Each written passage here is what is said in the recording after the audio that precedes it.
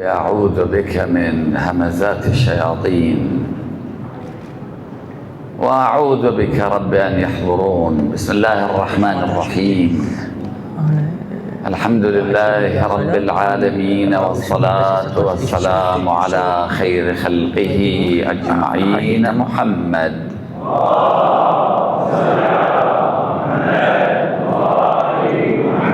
وعلى أهل بيته الطيبين الطاهرين المعصومين المكرمين، وبعد. قال الله العظيم في كتابه الكريم: يا أيها الذين آمنوا اتقوا الله وكونوا مع الصادقين. آمنا بالله، صدق الله العلي العظيم. نحن مثل من يعيش في غابة فيها حيوانات كاسرة وحشرات قاتلة ولا يعرف الطريق، من دون أن يكون هنالك من يهديه سواء السبيل، فلربما يكون الخطأ الأول عنده هو الخطأ الأخير. خلقنا الله عز وجل من نطفة أمشاج، خلق في داخلنا كوامن خيرة تجرنا إلى الخير، وكوامن شريرة تجرنا إلى السوء. جعلنا في هذا الوسط ليبتلينا، ليمتحننا، لأن الله عز وجل خلق شيئين عظيمين. كان أبو ذر الغفاري لا يهتم بمظهره، بشكله، بلحيته. قيل له: يا أبا ذر، ألا تهتم بلحيتك؟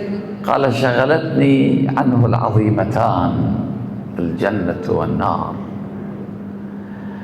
هذا السباق الذي نحن فيه إما ينتهي بنا إلى النار وجهنم، ونار أحاطت بهم سرادقها، وإما إلى نعيم لا يمكن تصوره بعقولنا، لا عين رأت ولا أذن سمعت ولا خطر على قلب بشر.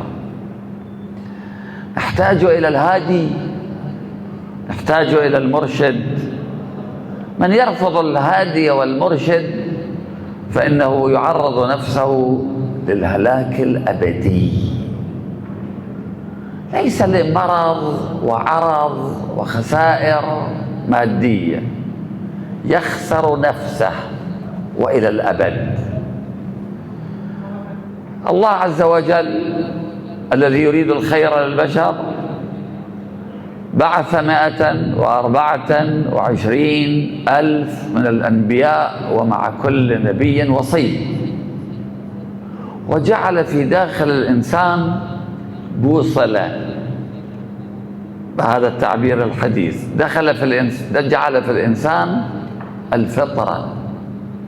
في عالم الذر جمع الخلق كلهم في صورة الذر وأشهدهم على نفسه: وإذ أخذ ربك من بني آدم من ظهورهم ذريتهم وأشهدهم على أنفسهم ألست بربكم؟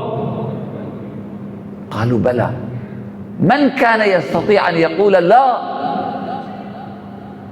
يرون قدرة الله، عظمة الله، جبروت الله.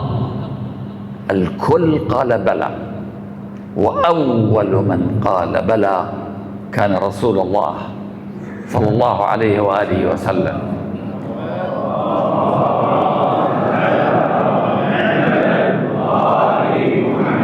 قالوا بلى شهدنا أن تقولوا يوم القيامة إنا كنا عن هذا غافلين. انظروا إخواني، رجل نائم في غرفة، في المنام يرى مناظر، يرى جبال، يرى غابات، يرى كأنه على ساحل بحر، يتمتع ببعض النعم، ثم حينما يستيقظ يجد نفسه في المكان الذي كان فيه. كل هذا كان عالما افتراضيا، عالم المنام مثل العالم الافتراضي. نحن نقول إنا لله وإنا إليه راجعون. جئنا من ذلك العالم فترة من الزمن هنا، ثم نستيقظ في نفس العالم. الناس نيام، إذا ماتوا انتبهوا. هذا العالم فرصة قصيرة.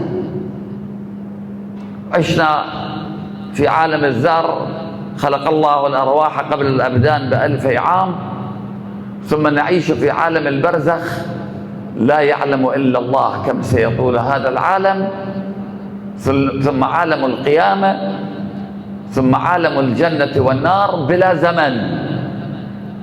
هنالك لا زمان، الجنة والنار. يعني هذه الفرصة اللي عندنا 70 سنة ما تمثل شيء. أنا رأيت جمجمة في متحف في إحدى الدول، كانوا كاتبين تحت الجمجمة أن صاحبها هذا كان قد مات قبل 1,000,000 عام. قلت لولدي وكان معي، قلت هذا صار له 2,000,000 سنة في عالم البرزخ. 70 سنة شيء يمثل بالنسبة إلى 2,000,000 عام. هذه الحياة مؤقتة، هي مقدمة لغيرها، لعالم آخر، عالم حقيقي.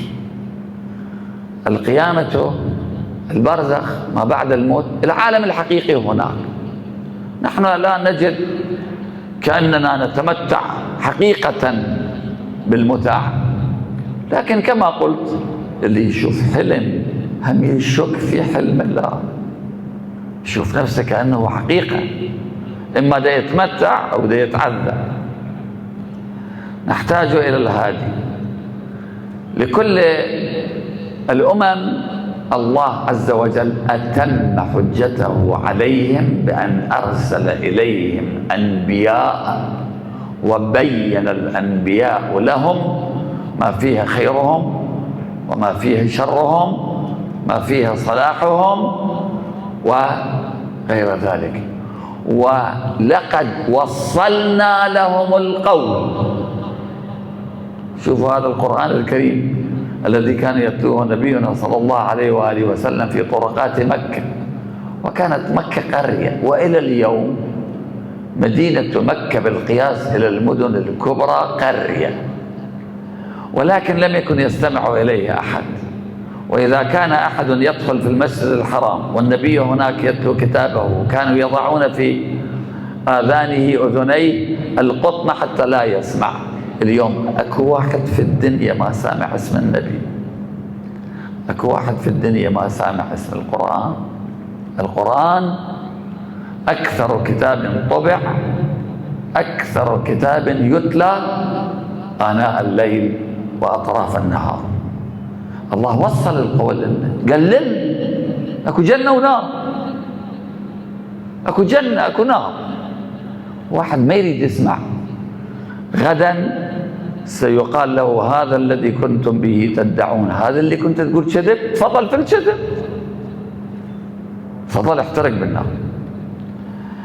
الهداة بالنسبة إلينا قدوات. ربنا في هذه الآية الكريمة التي بدأت بها الكلام: يا أيها الذين آمنوا اتقوا الله. مو المفترض في الذين آمنوا أن يتقوا الله؟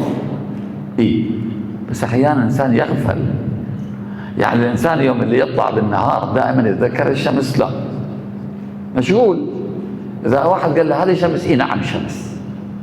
نحتاج إلى من يدلنا على الطريق، من يرفع عنا ستارة الغفلة، غفلة من الموت، غفلة من الحياة المؤقتة، غفلة من المعاصي والطاعات، نغفل. هذا أكبر حجاب يبتلى به البشر، غافل، إلى أن تأتي لحظة ويقال له ارحل. أنا إيه أنت الآن؟ إيه نعم الآن. يعني لاحظوا النبي سليمان طلب من الله أن يكون له ملك لا ينبغي لأحد من بعده، وربنا ما أعطى لأحد من بعد سليمان ملكا كملك سليمان.